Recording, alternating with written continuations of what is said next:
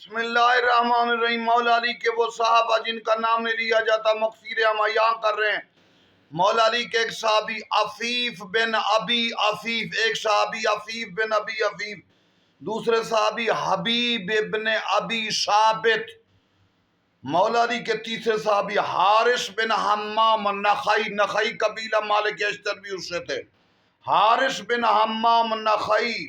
مولا علی کے چوتھے صحابی حریث بن جابر حنفی، حریث بن جابر حنفی۔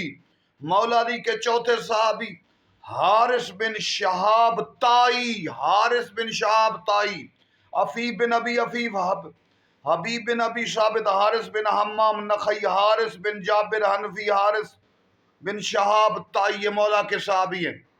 تو دیکھیں کہ کتنی چیزیں، کتنے نام مخفی ہیں۔